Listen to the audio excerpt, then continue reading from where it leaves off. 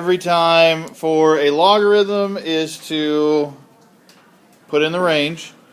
So first thing as far as the range, I'm going to go negative infinity to positive infinity. Next thing then is to find my asymptote. So if it is x minus 1, what's my asymptote, or where's it going to be at? It's going to be at 1. Okay, so my asymptote's at 1. So I'm just going to have a dashed line here at 1.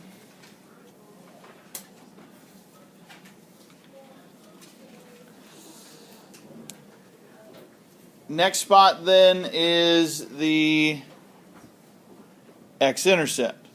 So whenever I do the x-intercept, remember I just plug in 0 for y. I have negative log base 6 of x minus 1 plus 2. So I'm solving for x. So first thing I need to do is move the 2 over. So I'm going to have negative 2 equals negative log base 6 of x minus 1 .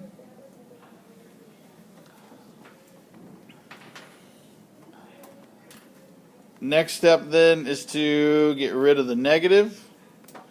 So whenever I divide by negative 1, multiply by negative 1, whatever you want to call it, it's going to be 2 equals log base 6 of x minus 1. Now I have it as a log, so what have we been talking about for whenever we get a log, what do we need to turn this into? An exponential. Okay? So whenever I turn it into an exponential, what doesn't change sides? The 6 or the base. Okay, that's not going to change sides, so I'm going to have 6 to the second power, and then the x minus 1 is going to come over here to the left. So what is 6 squared? 36. So I have x minus 1 equal to 36. Then that means that my x-intercept is actually at 37. Okay, that's okay. Now,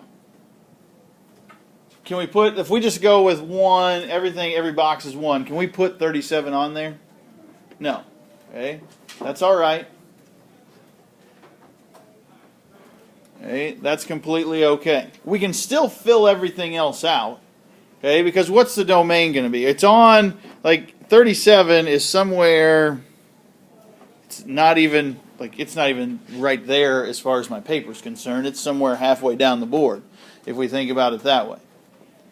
Okay, if each box is worth 1. Okay, it's somewhere about halfway. First off, what's the domain? It's on the right side of my asymptote, so what's the domain going to go to? Or come from, rather.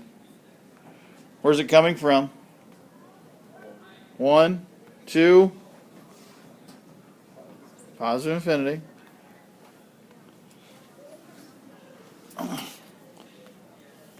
Okay, it's going to look and it's not really going to fit. It's going to look something like this. All right? Why does it look like that? What basically makes it come from the top down? That negative, right? Okay.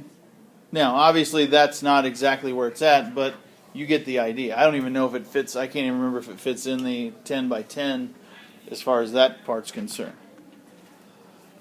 Then, just like everything we've done up until this point, if we're going to do the inverse, so I'm going to go back to my original, and I'm going to turn it into an exponential. So whenever I do that, I'm going to have y equals, go ahead and change it into y equals negative log base 6 of x minus 1 plus 2. Now if I'm going to turn it into an exponential, or an inverse, excuse me, I'm going to have x equal to negative log base 6 of y minus 1 plus 2. The inverse and the y-intercept, essentially, I'm really not doing anything different. Okay? I'm doing the same steps.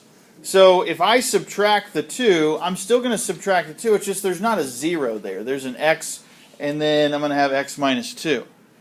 Okay, so everything that I do up in this top half should be pretty similar to what I do, if not the exact same. Obviously, the numbers are going to be different, but what I do in terms of like my operation, like the second step, I subtracted 2.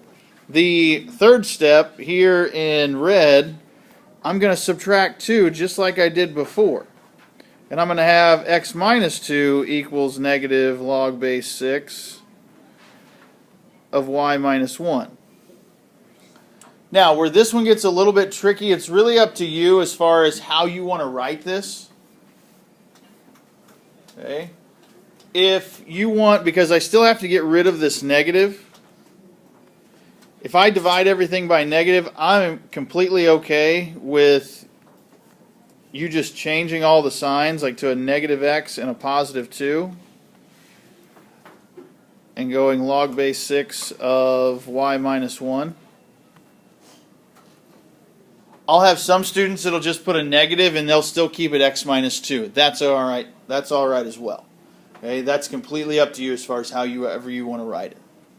If you want to write it as negative x plus 2, write it as negative x plus 2.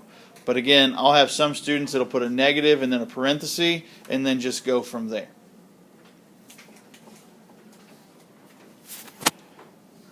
I'm going to move everything over just like I did before. And I'm going to have 6 to the negative x plus 2 power equal to y minus 1. And then my final answer is just going to be y equals 6 to the negative x plus 2, and then plus 1. Again, like I said, I may have some students, and I'm completely okay with it, that'll go negative and they'll make it x minus 2 like that, and then have plus 1. Okay? Either of these two work.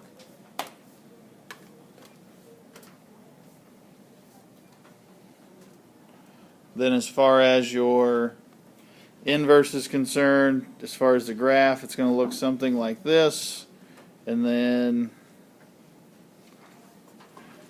similar to that there.